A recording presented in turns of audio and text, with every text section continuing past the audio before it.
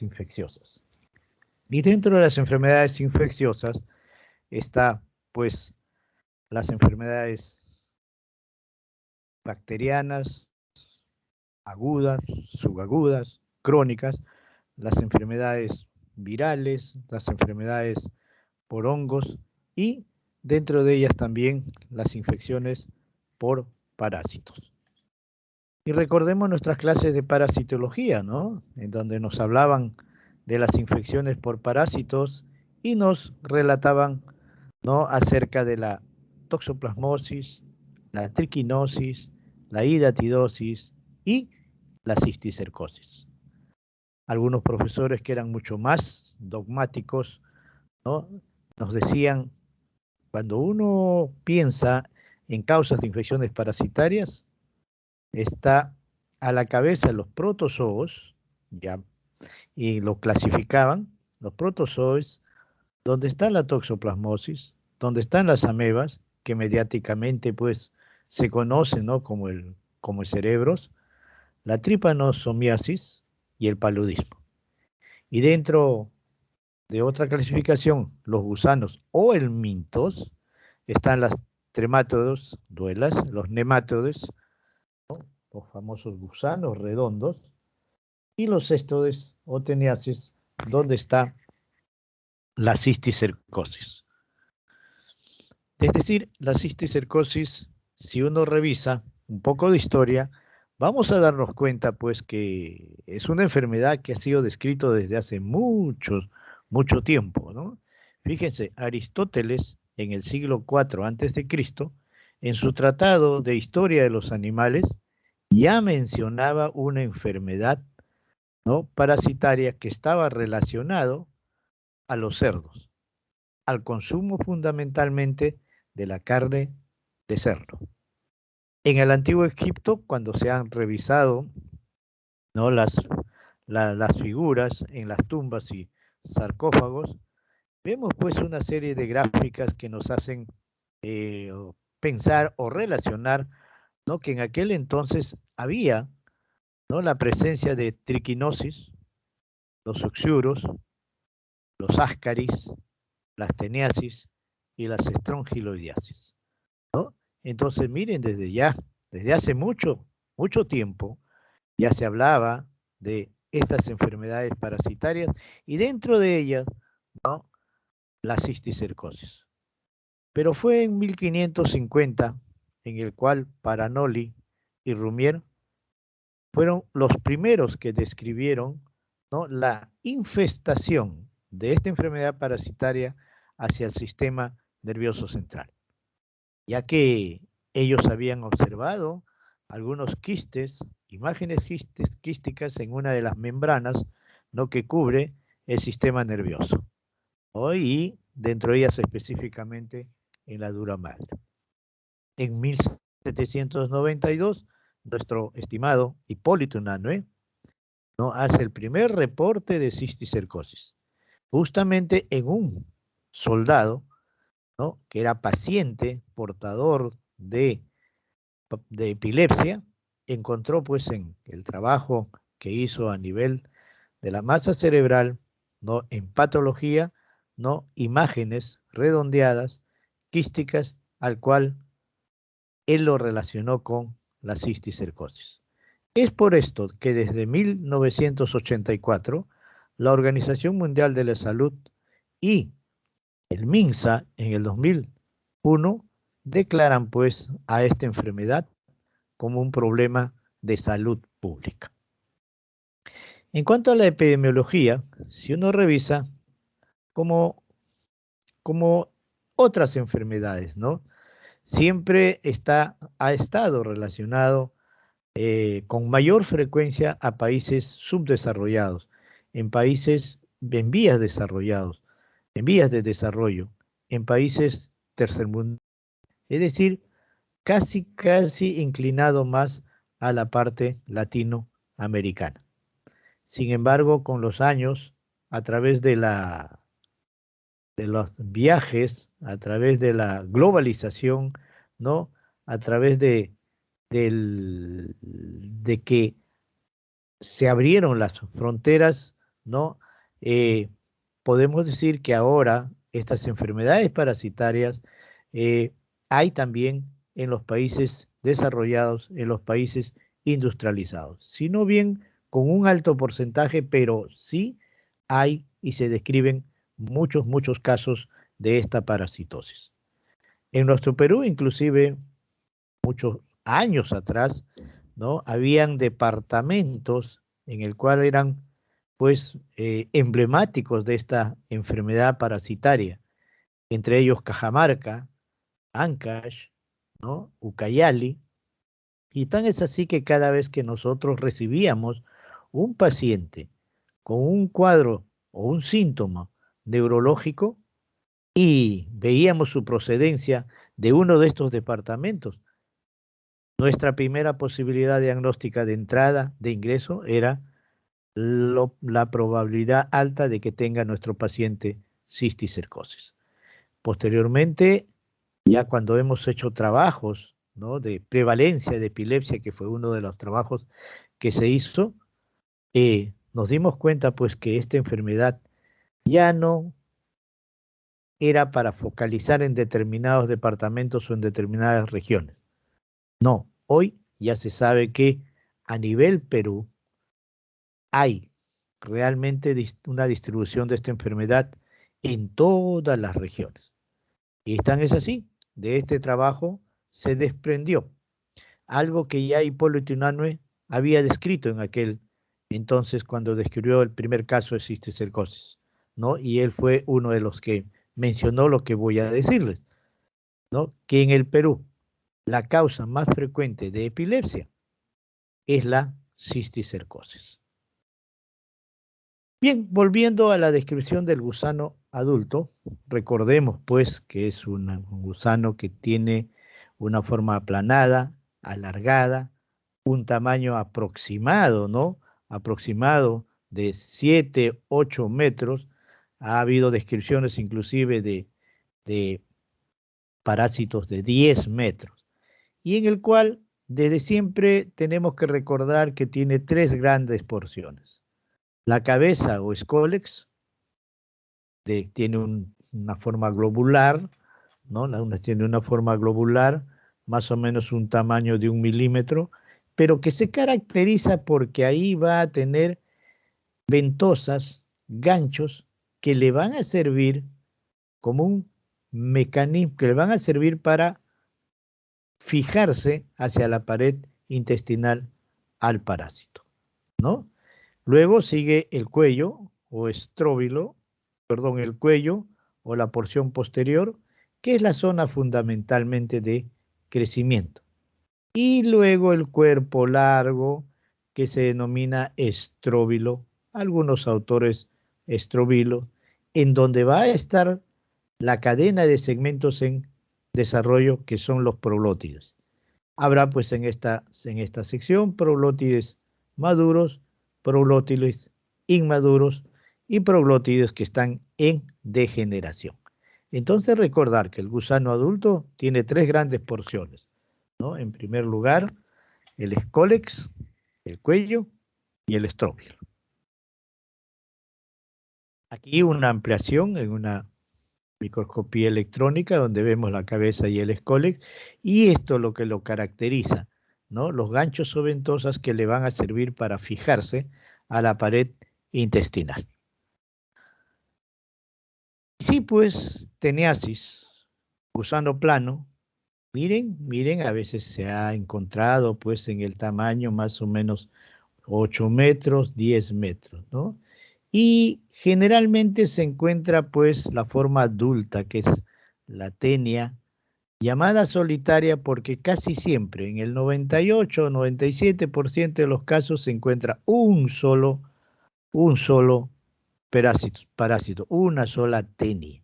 De ahí el término de, en, en algunos trabajos de solitaria. Sin embargo, hay casos no especiales en el cual encontramos 2 o 3 tenias.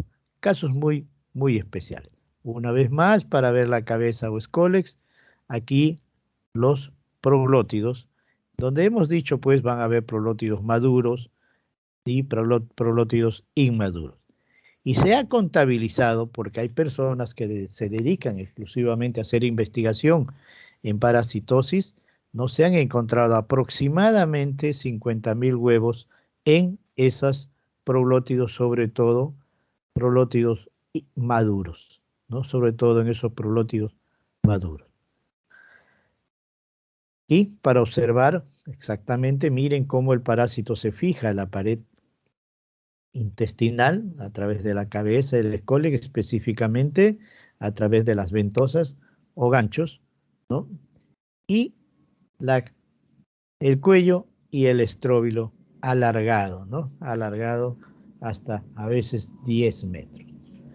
Desde siempre hay que recordar, ¿no? Hay que recordar que el ser humano es el huésped definitivo, mientras que el cerdo es el huésped intermediario. El ser humano es el huésped definitivo y el cerdo es el huésped intermediario. La ubicación fundamental, la ubicación fundamental de la forma adulta está a nivel intestinal, ¿no? Mientras que la forma larvaria está en la parte muscular del cerdo, en la parte muscular del cerdo. Y esta imagen es para recordar que mucho tiempo se le responsabilizó o se responsabilizó al consumo de la carne del cerdo que estaría infectado, ¿no? Inclusive cuando nos venden los cerdos, ¿no? Y revisamos la carne, algunos dicen la lengua del cerdo, se ven estas imágenes redondeadas, ovaladas, perladas, que corresponden justamente a los quistes parasitarios. Y entonces, cuando uno observa esto, ¿no? Al momento que se compra, sobre todo la lengua del cerdo, uno se da cuenta de que el cerdo está infestado. Y quienes trabajan pues en los camales reconocen rápidamente si es que hay o no infestación parasitaria del cerdo que están, bueno, en este caso, vendiendo. Sin embargo, en los últimos años se ha encontrado, ¿no? En el cual no es el 100% responsabilidad del consumo de la carne del cerdo, sino también hoy se sabe de que hay también, ¿no?, la infestación por intermedio de el agua contaminada, las verduras contaminadas, ¿no?, las otro tipo de carnes contaminadas y a veces porque no tenemos el cuidado de las limpiezas higiénicas, el lavado de manos, ¿no? Sobre todo antes de consumir los alimentos y después de salir del baño. Entonces, hoy ya se sabe que la medida de infestación es, sí, un porcentaje, podríamos decir 50% del consumo de carne de cerdo, pero el otro 50% debido al no cuidar nuestras medidas higiénico-sanitarias, sobre todo el lavado de verduras, el lavado de las frutas y el lavado de nuestras manos. Es así pues que recordemos que la forma adulta, la teniasis adulta va a estar a nivel intestinal y la forma larvaria o el cisticerco va a estar fundamentalmente pues en el músculo del cerdo. Y a veces los trabajos indican que la cisticercosis es el resultado del enquistamiento de la larva de la tenia solio. Es así como esta infestación en el humano, que describió pues Paranoli y Rumier, encontraron pues que se distribuía en todas las estructuras del sistema nervioso central, encontrándose en el encéfalo, en la médula, también una extensión en el ojo, en el corazón, en el músculo esquelético, en el tejido celular subcutáneo. Es decir, cuando ingresa el parásito al ser humano, va a estar en diversas partes de nuestra economía. Y así, cuando llegan nuestros pacientes a la consulta, A veces llegan pues mencionándonos que han visto unas bolitas, unos nódulos debajo de la piel. Y verdad, por ejemplo, acá hay una imagen, ¿no? Y lo observamos, redondeados, duras, móviles, a veces no dolorosas. Y cuando enviamos a cirugía para que le hagan la biopsia y mandamos a patología, nos dicen pues que estamos frente a un quiste parasitario. Igualmente hemos visto a nivel ocular, ¿no? Formas y acá una imagen para ver cómo el parásito se ubica en el humor vítreo, ¿no? Del ojo, y es donde pedimos pues la ayuda del oftalmólogo para ver no solo el diagnóstico, sino el consejo de tratamiento. Igualmente, a nivel de, del hígado, vemos estas imágenes parasitarias, a nivel muscular, ¿no? Vemos estas imágenes perladas.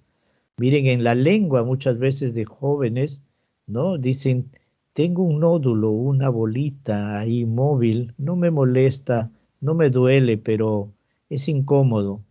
eh, Llegan a la consulta, nosotros, aparte que lo evaluamos, lo examinamos, pedimos que le hagan la biopsia y cuando patología no responde nos dice estamos frente a un quiste parasitario, ¿no? Entonces, y a nivel músculo cardíaco ha sido descrito últimamente, ¿no? Bastante los pacientes. Cuando ingresa al cerebro, cuando ingresa al cerebro, puede adoptar muchas formas, redondeadas, ovaladas, y tiene la imagen en una tomografía o resonancia, que es lo que nos ayuda bastante para el diagnóstico, lo vamos a ver, no una imagen de hipodensidad si es tomografía, hipointensidad si es resonancia, pero en el medio vamos a ver un puntito blanco, ¿no? O en la parte periférica, un puntito blanco que va a corresponder a la cabeza o escólex del parásito. Entonces, cada vez que veamos esta imagen con una calcificación o una hiperintensidad, ¿no? Central, pensemos o periférica en la presencia de cisticercosis. A veces en una tomografía, fundamentalmente en una tomografía, nos podemos encontrar con estas imágenes, ¿no? Blanquecinas, puntiformes, que corresponden a parásitos inactivos, muertos o calcificados. Pero en algunas ocasiones, cuando tenemos el cuidado de hacer radiografía de partes blandas, ¿no? Al nivel de extremidades o el sector que solicitemos, nos vamos a encontrar con estas imágenes blanquecinas, alargadas, que parecen cigarrillos, como ustedes ven, ¿no? Y los radiólogos dicen, acá veo unas imágenes en cigarrillo o unas imágenes en cigarrettes. Cada vez que ven esto, ellos dicen, primera posibilidad diagnóstica, cisticercosis calcificada. Entonces, en esta lámina nos sirve para ver cómo pues se distribuye el parásito dentro de las diversas partes de nuestro organismo. Acá un parásito para ver, grande, ampliado, ¿no? En el cual no solo había déficit de agudeza visual en la persona de nuestro paciente, sino también había, ¿no? Sensación de aumento del diámetro ocular. Finalmente fue cisticercosis. Pero hoy tenemos que revisar la clasificación que hay con relación a cisticercosis y es bueno revisar, ¿no? Hay relacionados al parénquima, ¿no? O sea, si están o no en el parénquima, vamos a encontrarnos con parásitos parenquimales o ventriculares nadando en el líquido cefalorraquídeo, ¿no? Y a veces en los espacios subaracnoideos, aquí en la parte baja fundamentalmente. Hay otras clasificaciones, perdón, hay otras clasificaciones de acuerdo a la viabilidad, es decir, si está vivo o está muerto el parásito. Aquellas imágenes que veíamos, ¿no? Que veíamos así, ¿no? Redonditas con hipointensidad o hipodensidad, ¿no? Con un puntito blanco decíamos este es un parásito activo, este es un parásito vivo. Mientras que si en una imagen veíamos estas calcificaciones, decíamos decimos es un parásito muerto. Entonces la clasificación de acuerdo a la viabilidad del parásito. Al estadio, porque desde que el parásito está vivo hasta que el parásito muere o se calcifica, va a haber una serie de etapas. La primera etapa, algunos autores también lo llaman etapa vesicular, vivo. Cuando comienza a morir, el parásito comienza a calcificarse de la periferia hacia el centro, ¿no? O sea, de afuera hacia el dentro. Entonces se va viendo un halo calcificado, ¿no? Y decimos, esto es un estadio coloidal. Si prosigue, ya vemos que prácticamente es un halo blanquecino calcificado y un puntito negrito, pequeñito, decimos estado granular, para finalmente llegar a la etapa calcificada, ¿no? Esto es de acuerdo al estadio que pasa desde que está el parásito vivo hasta que el parásito se calcifica. De acuerdo al número de lesiones, sí, pues vamos a encontrarnos con un parásito, con dos parásitos, con tres parásitos, con 50 parásitos, con 100 parásitos y con 300 parásitos. Acá vemos, ¿eh? Por ejemplo, acá un parásito que está pues sin, un cerebro que está pues infestado totalmente de parásitos.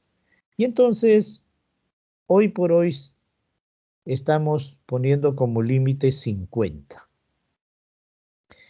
Si vemos un paciente con lesiones hasta 50, podemos todavía hacer algo con relación al tratamiento, como vamos a ver. Pero si estamos por encima de 50, también va a haber una actitud en la cual solo vamos a intentar de dar sintomáticos.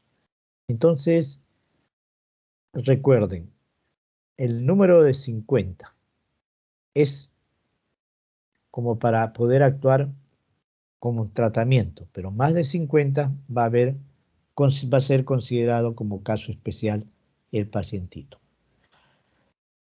También al tamaño de la lesión. A veces hay parásitos de 2 centímetros, de 3 centímetros, de milímetros, pero también hay parásitos grandes de 8, 10, 12 centímetros, al cual en alguna oportunidad se le denomina parásitos gigantes, en el cual tenemos que hacer el diagnóstico diferencial con los procesos expansivos cerebrales. Y una última clasificación de acuerdo a la zona de lesión, ¿no? Si está o no en zona crítica. Y la zona crítica de ubicación para cualquier patología dentro de ellos, los parásitos, es fosa posterior, ¿no? Sobre todo si está ubicado aquí en cerebelo, está ubicado en tronco cerebral, bien sea bulbo o protuberancia. ¿Por qué? Porque es una zona en donde más rápido va a obstruir el libre paso del líquido cefalorraquídeo, o hay centros muy importantes, ¿no? Función cardiovascular, función respiratoria, que pueden llevar rápidamente a comprometer la vida de nuestro paciente. Entonces, cuando está ubicado en la parte alta, no es que sea fácil, sino que no es una ubicación crítica. Pero si está ubicado en fosa posterior, tronco cerebral, ahí estamos ya frente a una ubicación de zona crítica. Entonces, cuando vemos pues cisticercosis, no vemos esta variedad, no de presentación a nivel encefálico, ¿no? De esta patología. Muchas veces vemos estas imágenes, miren, casi, digamos, bien frecuente, redondito, con su cabeza y escólex en el centro, pero este parásito muchas veces se rodea de edema y entonces va a haber compromiso no solo del parásito que va a dar sus síntomas, sino también del edema periparasitario. Y los síndromes de presentación desde siempre se han descrito, los síndromes convulsivo, síndrome focal deficitario, o sea, una hemiplegia, una hemiparesia, una paraparesia, una cuadriparesia, dependiendo del lugar donde se ubique el parásito. El síndrome psíquico, generalmente confuso demencial, ¿no? A veces atípico, y la hipertensión intracraneana, que a la larga nos va a dar una hidrocefalia, sobre todo en aquellos parásitos que están ubicados en zona crítica, en fosa posterior, ¿no? Porque van a obstruir el libre paso del líquido cefalorraquídeo y secundariamente van a dar hidrocefalia. Y ahí hay que actuar rápido, porque muchas veces es de presentación aguda y puede ser fatal. Y un último síndrome, hipófisis diencefálico, ¿no? En el cual se describe un panhipopituitarismo en los pacientes. Raro, pero existe y hay que tenerlo presente. De entre los exámenes que uno tiene que solicitar para diagnosticar, ¿no? Tenemos pues fundamentalmente hoy el Western blot para cisticercosis. Recordemos que el Western blot se puede hacer en sangre, se puede hacer en líquido cefalorraquídeo, ¿no? Pero el Western blot es la técnica que se puede utilizar para muchas patologías, ¿no? Dentro de ellas los VIH, dentro de ellos distrofias musculares, pero en este caso ponemos Western blot para cisticercosis. Y lógico, los exámenes que nos van a ayudar está la tomografía, la resonancia, la radiografía de partes blandas, la ecografía ocular, la evaluación por el oftalmólogo y también la evaluación por nuestros colegas de cardiología. El líquido cefalorraquídeo, hay pacientes que va a tener un líquido normal, pero se ha descrito en muchas oportunidades una disociación albuminocitológica, es decir, aumento de proteínas con células normales. El Western blot, como hemos dicho, es una prueba de inmunoelectrotransferencia para cuerpos específicos para Taenia solio. No es de 1 a 7 los resultados que nos van a enviar, ¿no? Y bueno, con el tiempo nos hemos dado cuenta que si es de 3 o menos, podría obligarnos a un diagnóstico diferencial. Pero si es de 3 a más, 4, 5, 6, 7, ya ese es un diagnóstico realmente ya positivo al 100%. Sin embargo, las imágenes ¿en qué nos han ayudado? Las imágenes nos han ayudado en hacer el diagnóstico a nivel encefálico. Pero, oh sorpresa, cuando hicimos un estudio en el cual aquellos pacientes que tenían a nivel encefálico cisticercosis, le ampliábamos las imágenes a la zona raquimedular, nos encontrábamos que también tenían cisticercosis a nivel de espacios subaracnoideos, a nivel de la médula, a nivel del hueso, de las vértebras, es decir, había también formas raquimedulares de cisticercosis. Y hoy por hoy, a todo paciente que vemos con cisticercosis a nivel encefálico, aconsejamos ampliar los estudios de imágenes hasta la columna. Y seguro que podríamos encontrarnos con una ampliación de esta patología. Dentro de los criterios diagnósticos van a ver pues los criterios probables y definitivos, ¿no? Pero realmente esto nos obliga a hacer una revisión de la parte epidemiológica, de la parte clínica, de la parte radiológica y de la parte de laboratorio.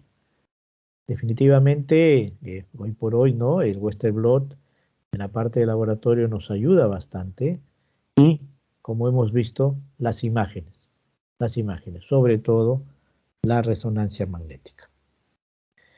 Dentro de los diagnósticos diferenciales, tenemos que también hacer el diagnóstico diferencial con otras patologías, fundamentalmente con los tumores y con los procesos infecciosos, ¿no? Tuberculosos o finalmente con algunos otros quistes no parasitarios.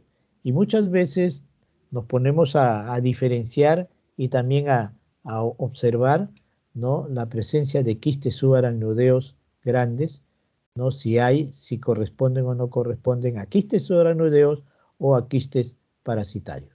Ahí es donde nos ayudan mucho los exámenes auxiliares para hacer la diferenciación entre un quiste subaracnoideo y un quiste parasitario. Y llegamos al tratamiento. El consejo que nosotros hacemos y que se los transmito es que para dar tratamiento a nuestro paciente preferible es internarlo.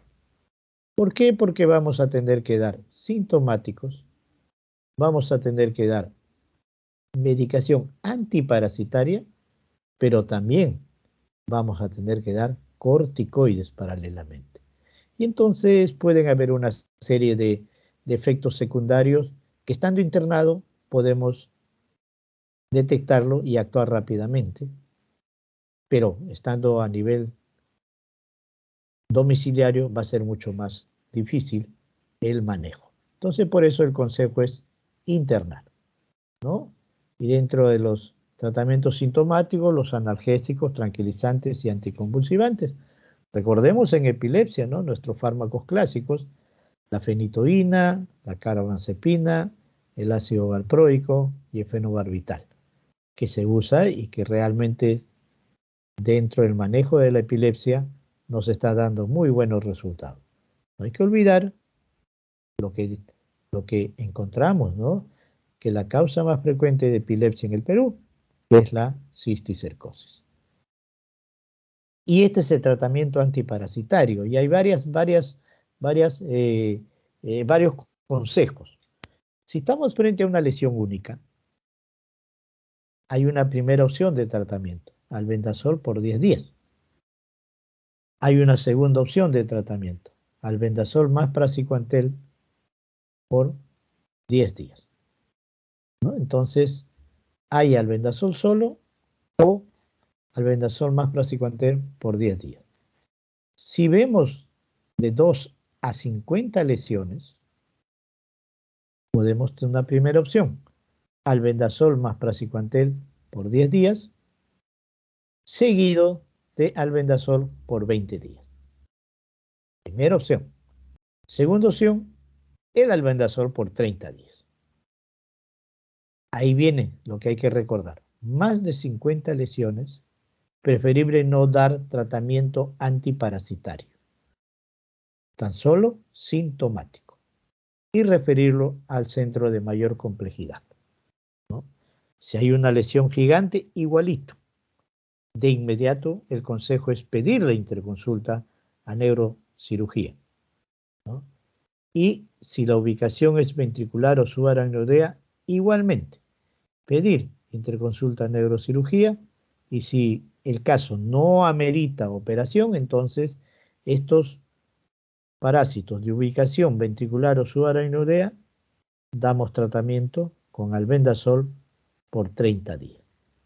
Las formas espinales igualmente hoy están siendo evaluadas y preferible es pedir, ¿no?, o derivar a un centro de mayor complejidad.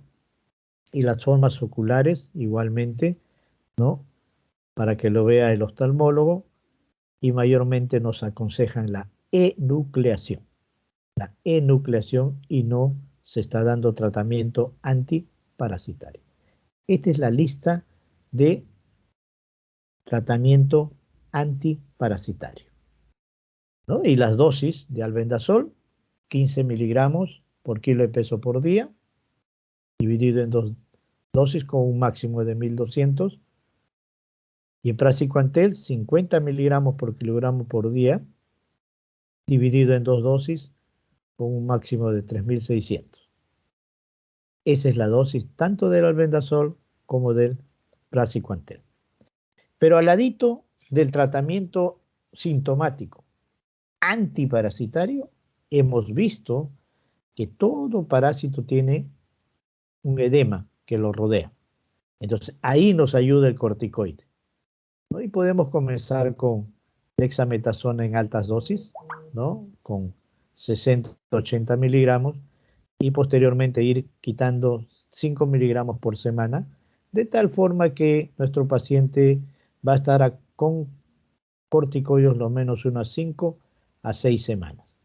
De tal forma que estamos dando el sintomático, estamos matando al parásito y estamos reduciendo el edema periparasitario y entonces el tratamiento mayormente es exitoso. Pero como todo tratamiento tiene sus contraindicaciones. Si está embarazada o está en época de lactancia, nuestro paciente preferible es esperar que pase toda esta etapa, ¿no? Toda esta etapa y después dar el tratamiento. Esperar que termine, que tenga la bebé, que dé de lactar y una vez que ya pase el periodo de lactancia, se le puede internar para tratamiento antiparasitario. Si hay una lesión viable en zona crítica, hemos dicho, vamos a pedir interconsulta en neurocirugía. Si hay un paciente que tiene más de 50 lesiones, 100, 200 lesiones, también no tratamiento antiparasitario, sintomático. A esta resonancia o tomografía en la cual se veían más de 100 lesiones, hubo unos autores que le pusieron encefalitis cisticercósica como diagnóstico por muchos años. Pero luego de muchas reuniones, porque llevó a mucha controversia, a mucha discusión, ¿no? Dijeron pues que el término encefalitis cisticercósica es un término, encefalitis es clínica, más no radiológica, entonces hoy van a darse cuenta que en algunas revistas, trabajos de investigación y en algunos tratados, libros, ya no se utiliza el término de encefalitis por cisticercosis. Simplemente encefalitis o cisticercosis múltiple. Ese es el término que se le da. Y las formas oculares que hemos visto que realmente no tratamiento y el oftalmólogo nos indica, nos aconseja enucleación. Igualmente, vamos de la mano con el neurocirujano, ¿no? El neurocirujano hace pues muchas veces la intervención quirúrgica, ¿no? En esas lesiones grandes, ¿no? Hay una técnica de marsupialización en el cual sacan todo el parásito redondito, lo sacan y lo ponen ahí al, al líquido, a un frasco con formol, y hoy lo tenemos ahí en el Instituto Nacional de Ciencias Neurológicas. Tenemos muchas muestras para revisarlo, ahí en patología. Aquellas lesiones intraventriculares hoy se está manejando por neuroendoscopía o a veces por, ¿no?, la ubicación de válvulas ventrículo-peritoneales. Igualmente hay pacientes con hidrocefalia en el cual fundamentalmente van a válvula ventrículo-peritoneal, ¿no? Y lo de ocular ya hemos visto que hay la enucleación. Y muchos han seguido al parásito desde que lo declaramos activo hasta que se calcificó, ¿no? Hasta que se calcificó, hasta que se limpió. El tiempo aproximado es variable. Algunos hablan de 10 años, otros hablan de 12 años, otros hablan de 14 años, ¿no? Desde que se diagnostica como cisticercosis activa hasta su calcificación. El tiempo más o menos es eso. 14, algunos dicen hasta 15 años que puede vivir el parásito en el sistema nervioso central. Pero la prevención va a ser muy importante en el tratamiento de esta enfermedad, ¿no? Sobre todo las medidas higiénicas. Entonces, la prevención está en mejorar las condiciones higiénicas, en la eliminación de la tenia solium, en mejorar el tratamiento de las aguas residuales, una vigilancia epidemiológica en granjas de porcino, evitar que los cerdos entren en casas habitadas por personas limpiar y cocinar bien verduras, hortalizas y carne de cerdo, ¿no? Estas son las medidas higiénico preventivas, sobre todo pues el lavado de manos, como está pues ahora fuerte en esta época de pandemia que estamos viviendo. Y entonces, recordar, sobre todo, siempre fue esta patología no relacionada con el consumo de la carne del cerdo. Pero hoy ya sabemos que hay una responsabilidad compartida. Efectivamente, no solo la carne de cerdo, sino también cuidar nuestras medidas higiénico-sanitarias. Este es mi querido Ciencias Neurológicas, Mogrovejo, que es mi ambiente clínico, mi campo clínico, sobre todo en la Sala San Vicente, que ojalá que cuando volvamos a lo presencial, yo los estoy esperando ahí para las prácticas presenciales en mi querido Sala San Vicente. Ok, muchas gracias. Si hay alguna pregunta, encantado de responder. Nos hemos pasado casi 10 minutos. ¿Alguna pregunta, jóvenes? ¿Delegado alguna pregunta o delegada alguna pregunta? ¿O todo está No, claro doctor, claro como el todo agua, claro, claro doctor. como el líquido cefalorraquídeo, cristal de roca? Muy Todo bien, quedó claro. jóvenes. Muy bien, jóvenes. Disculpen ustedes la tardanza, pero el internet es así. Y muy bien. Muchas gracias. Tarea cumplida por esta primera clase. Gracias. Gracias, Hasta doctor. luego. Hasta luego. Buen día. Buenos días. Gracias, doctor. Gracias. Muchas gracias.